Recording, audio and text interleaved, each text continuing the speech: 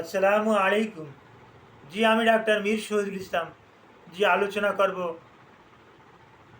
গুরুত্বপূর্ণ একটা রোগ নিয়ে, যেটা সচরাচর বর্তমানে বেশি দেখা যায়।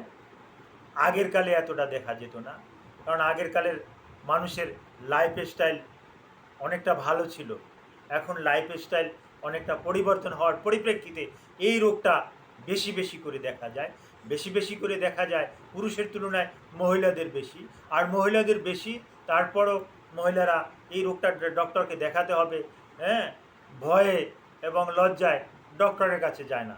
রোগটার নাম বলছি আমি। রোগটাকে বলে পাইলস, অশ্ব, গেস, ভগন্দর, ওরিস, অ্যানাল ফিশার, হিস্টুলা, এই সমস্ত নামে ডাকে। এক একটা এলাকার এক এক রকম ডাক। এমনও কোনো এলাকা আছে, আপনি যে শীতকালে যে ল্যাপ মুড়া দেন, কম্বল মুড়া দেন, কেউ কেউ বলে কম্বলের রোগ। আশ্চর্য লাগবে যে কম্বলের রোগও বাংলাদেশের কোথাও কোথাও বলে যে কম্বলের রোগ, এটা পাইলস। তবে আমরা চিকিৎসকরা এটাকে বলি হেমোরয়েডাল ডিসঅর্ডার। এটা কেন হয়? অনেক কারণে হতে পারে। তার ভিতরে constipation is the common case of a piles. কোষ্ঠকাঠিন্যই পাইলসের কিন্তু প্রধান একটা সমস্যা। আর বর্তমানে কিন্তু কনস্টিপেশন আছেই, কারণ আমরা খাবারের যে একটা মান, এটার দিকে কিন্তু তাকাচ্ছি না। আমরা কিন্তু আটযুক্ত খাবারটা ছেড়ে দিচ্ছি। আমরা কিন্তু ওই বিশেষ করে মাংস, তারপর আসে চর্বি, বিভিন্ন দোকানের স্ন্যাক বার, বার্গার, আরও কত কী এই রকমের ফাস্টফুড, হ্যাঁ, এগুলো কিন্তু আমরা খাচ্ছি। সাথে কোল্ড ড্রিঙ্ক করছি, Sprite, Coke, Fanta, Thums Up, মামস আপ, আরও কত কত নাম আছে, স্পিরিট, তারপর আসে টাইগার, বুল। নামগুলো বলতেও আমার এরকমের লাগছে যে এগুলো আমরা খাই। আমাকেও কোথাও কোথাও গেলে, স্যার আপনি আসছেন তো একটা করেন, এটা ঠান্ডা খান। না, আমি ঠান্ডা খাই না। তো স্যার এইটা খান, এটা স্পিরিট, এইটা খুব ভালো, এইটা টাইগার, এইটা রেড বুল। তো এগুলো কেন?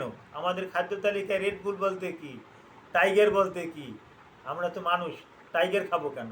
তো এগুলো কিন্তু সচরাচর আপনার দোকানে গেলেই টাইগার খাচ্ছে, বিভিন্ন রকমের খাবার খাবার খাচ্ছে। এর ভিতরে আমাকে একদিন একজনে বলতেছে, স্যার আপনার জন্য একটা মজো আনছি, মজো খান। কি মজো আনছেন? দেখলাম যে না, এটাও তো একটা ঠান্ডা। আমি বলছি না, এই জাতীয় খাবার, এই সফট ড্রিঙ্ক আমি করি না। এগুলোর ভিতরে বিশেষ করে দেওয়া থাকে, একটা চর্বি দেওয়া থাকে, নিষিদ্ধ নিষিদ্ধ পশুর চর্বি এর ভিতরে দেওয়া থাকে। নিষিদ্ধ বলতে কোনো কোনো ধর্মে এটা খেতে পারে, কিন্তু মুসলমান ধর্মে এটা খাচ্ছে না। প্রাণীটার নাম আমি বলেই দিই, এটাকে শুয়োর বলে। এই শুয়োরের মাংস বা চর্বি, এগুলা মুসলমানদের জন্য সৃষ্টিকর্তা আল্লাহ সুবহানাহু ওয়া তাআলা হারাম করে দিয়েছেন। যারা খাচ্ছে তাদের জন্য হয়তো হালাল, তারা খাবে, হ্যাঁ।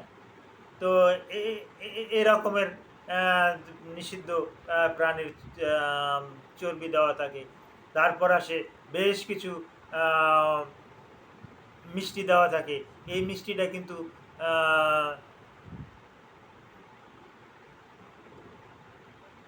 সুগার না, এটা কিন্তু কৃত্রিম কৃত্রিম কৃত্রিম চিনি, এরকম কিন্তু চিনি চিনি দেওয়া থাকে, যেটা আপনার ডায়াবেটিসটাকে বাড়িয়ে দেবে, আরও অনেক অনেক সমস্যা করতে পারে। এগুলোই কিন্তু খাচ্ছে বেশি। আর পাইলসও বেশি বেশি করে পাইলস হচ্ছে, অশ্ব হচ্ছে, হ্যাঁ। এগুলো কিন্তু একই নাম, পাইলস, অশ্ব, গেজ, হ্যাঁ। বিভিন্ন জায়গায় কম্বল, ওরিস, এক একটা জায়গাতে এক এক রকম বলে। তাই আমি নামগুলো বিভিন্ন দেশের বিভিন্ন জেলার রোগীদের চিকিৎসা করি, তারই প্রেক্ষাপটে এই নামগুলোই বলি। কেউ আসে বলে স্যার আমার ওরিস হয়েছে, হ্যাঁ। এখন ওরিস ওরিস যদি আপনি না বুঝেন যে ওরিসটাই হেমোরয়েডাল ডিসঅর্ডার, তাহলে তো আপনি চিকিৎসা করতে পারবেন না। কেউ আসে বলবে স্যার আমার কম্বলের সমস্যা।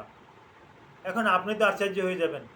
আপনি ঢাকা সিটির একজন ডক্টর, ঢাকাতে আপনি কলোরেক্টাল স্পেশালিস্ট, আপনাকে গিয়ে বলছে স্যার আমার কম্বলের সমস্যা, আপনি তো রেকটালের উপরে পিএইচডি করেছেন, অথচ আপনি তো কম্বল চেনেন না। কম্বল চেনেন না, আপনি কীভাবে কম্বলের চিকিৎসা করবেন? হ্যাঁ, তো আপনাকে কম্বল চিনতে হবে। হ্যাঁ, কথায় কথা আসলো তাই বললাম। তো হ্যাঁ, এরকমের সমস্যাগুলো থাকবে। আর পাইলস হেমোরয়েডাল ডিসঅর্ডার এটা আবার দুই প্রকার, এটা এক্সটার্নাল, একটা ইন্টারনাল। অর্থাৎ রেকটাল পথের, পায়ুপথের ভিতরের অংশের ক্ষত, ইনজুরি, ইনফেকশন, ইনফ্লামেশন, এগুলোকে আমরা ইন্টারনাল পাইলস বলি। আর পায়খানা রাস্তার বাহিরে যে এই বাইন ম্যাচের ঠোঁটের মতন ছোট ছোট গোটা গোটা ঝুলে আছে, ম্যান্সের মতন ওই কিছু আঁচিলের মতন ঝুলে আছে, এটাকে আমরা চিকিৎসা বিজ্ঞানের ভাষায় এক্সটার্নাল পাইলস বলে থাকি। তবে সর্বক্ষেত্রে যে পাইলসই হবে এমনও কিন্তু কথা না, ওখানে কিন্তু পাইলস ছাড়াও আরও কিছু কিছু সমস্যা হতে পারে। অ্যানাল ক্যানাল বলতে একটা সমস্যা আছে, এটাও হতে পারে। আর মরণব্যাধি ক্যান্সারও হতে পারে, ওই রেকটাল অ্যাবসেসও হতে পারে। তো সবগুলোকে পাইলস ভাবা ঠিক হবে না। আর পাইলস যদি হয়ে থাকে তাহলে তার এখন কিন্তু ভালো চিকিৎসা আছে। একটা সময় অপারেশন, ডাক্তাররা খালি বলতো অপারেশন হন, এখন না, অপারেশনের ই নাই, ভালো ওষুধ আছে। যেমন কতগুলো ওষুধের আমি নাম বলছি, আপনি আপনার ডক্টরের সাথে আলোচনা করে তারপর আসে খাবেন। ডায়োসমিন হ্যাসপেরিডিন, এই ডায়োসমিন হ্যাসপেরিডিন আপনি যদি দীর্ঘদিন খান, আপনার হেমোরয়েডাল ডিসঅর্ডার, পাইলস ভালো হয়ে যাবে।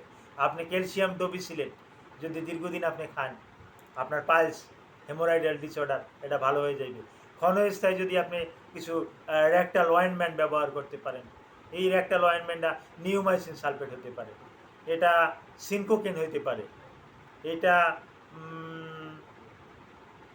লিডোকেন হাইড্রোক্লোরাইড হতে পারে, এটা পলিমেক্সিন হতে পারে। এই জাতীয় রেকটাল অয়েনমেন্টগুলো আপনি আপনি ব্যবহার করেন। আর আপনার পায়খানাটা আপনি নিয়ন্ত্রণে রাখেন, যাতে স্বাভাবিক পায়খানা হয়, কোষ্ঠকাঠিন্য যাতে না হয়।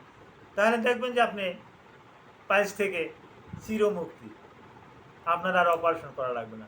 যেখানে ডাক্তার বলছিল যে আপনার তো এটা অপারেশন ছাড়া ভালো হবে না, এখানে আর আপনার অপারেশন করার আর দরকার নাই। আপনি পায়খানাটা নিয়ন্ত্রণে রাখতে পারলে, খাবার দাবার যদি নিয়ন্ত্রণে রাখতে পারেন, লাইফস্টাইলটা যদি আপনি চেঞ্জ করতে পারেন, দেখবেন আপনার ধারে কাছেও কিন্তু পাইলস আর ঘেঁষবে না। Thank you all.